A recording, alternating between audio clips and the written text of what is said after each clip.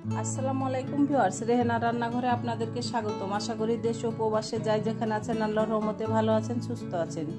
আজকে আমি আবার একটা দারুণ মজার রেসিপি নিয়ে চলে এসেছি। আজকে আমি কই মাছ দিয়ে মেটে আলু রান্না করে দেখাবো। এখানে আমি কই মাছ নিয়েছি 4 পিস। মাছগুলা খুবই বড়, ছোট না, আমি গোটা গোটায় রেখে দিয়েছি। মাছগুলাকে আমি কেটে ধুয়ে পরিষ্কার করে নিয়েছি।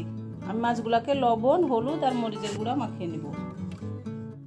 মাছগুলাতে আমি লবণ, হলুদ আর মরিচের গুঁড়া মাখিয়ে নিয়েছি। আমি মাছটা মাটির চুলায় রান্না করব। তাহলে চলুন কথা না বাড়িয়ে রান্নাঘরে যাওয়া যাক। চুলাটা আমি জ্বালিয়ে দিয়েছি। এবার আমি দিয়ে দেব কড়াই। কড়াই আমি দিয়ে দিয়েছি। এবার আমি দিয়ে দেব তেল। এখানে আমি দিয়ে দেব রেগুলার তেল, সয়াবিন তেল। আমি 1 কাপ তেল দিয়ে দিলাম।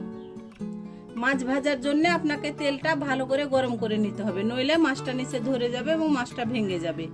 তেলটাকে আমি ভালো করে গরম করে নিয়ে একেবারে ফিরে আসছি। তেলটা আমার ভালোভাবে গরম হয়ে গেছে। এবার আমি দিয়ে দেবো মাছ। মাছগুলো আমি খুব বেশি ভাজবো না, মাছগুলো হালকা করে ভেজে নিয়ে আমি একেবারে ফিরে আসছি। মাছগুলো আমি ভেজে উঠিয়ে নিয়েছি। এবার মাছগুলো আমি এক সাইডে রেখে দেবো। মাছ ভেজে যে তেলটা রয়ে গেছে সেই তেলে আমি দিয়ে দিলাম পেঁয়াজ কুচি। এখানে আমি 1 কাপ পেঁয়াজ কুচি দিয়ে দিলাম। আমি পেঁয়াজ কুচি ব্যবহার করলাম, আপনারা চাইলে পেঁয়াজ বাটাটাও ব্যবহার করতে পারবেন। আমি এবার পেঁয়াজটাকে ব্রাউন কালার করে ভেজে নেব।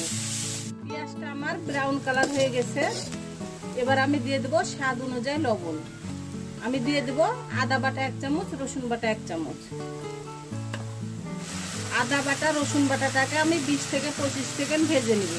আদা রসুনের তাহলে একটা যে কাঁচা গন্ধ আছে সেটা চলে যাবে। আদা রসুনটাকে আমি 20 থেকে 25 সেকেন্ড ভেজে নিয়েছি। এবার আমি দিয়ে দেবো গুঁড়া মশলা।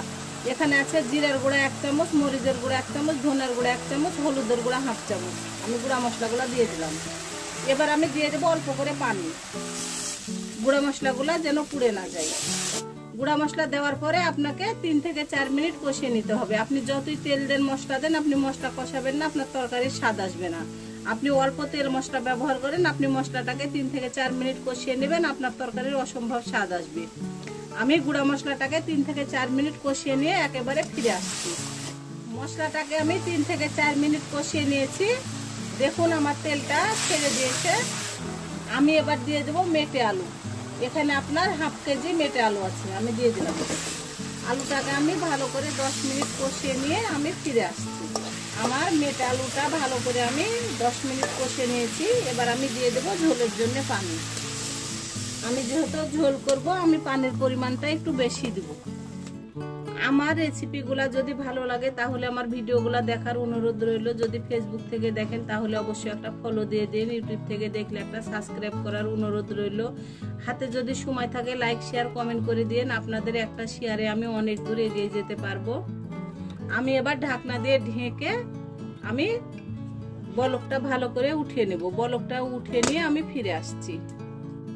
আমি এবার ঢাকনাটা উঠিয়ে নেব। আমার বলকটা ভালোভাবে উঠে গেছে। আমি এবার দিয়ে দেবো ভেজে রাখা মাছ। আমি মাছগুলা দিয়ে দিলাম। আমি এবার ভালো করে নেড়ে চেড়ে দেব। আমি দিয়ে দিয়েছি 4-5টা কাঁচামরিচ, যেটাতে ঝাল হবে না, এটা একটা ফ্লেভার সুন্দর করবে। আমি এবার ঢাকনা দিয়ে ঢেকে একেবারে রান্না করে ফিরে আসছি। এবার ঢাকনাটা আমি উঠিয়ে নিব। রান্নাটা আমার পুরোপুরি কমপ্লিট। আমি এই পাতিলে উঠিয়ে নিয়ে আপনাদেরকে আমি পরিবেশন করে দেখাচ্ছি। হয়ে গেছে আমার পরিবেশন করা। আশা করি আমার রেসিপিটা অবশ্যই ভালো লাগবে। যদি ভালো লাগে তাহলে আমার চ্যানেলটিতে লাইক, কমেন্ট, শেয়ার করতে ভুলবেন না। বেশি বেশি করে সাবস্ক্রাইব করার অনুরোধ রইল। তাহলে আজকের মতো এখানে বিদায়। আবার অন্য কোনো রেসিপি নিয়ে আসবো। সবাই ভালো থাকবেন। আল্লাহ হাফেজ।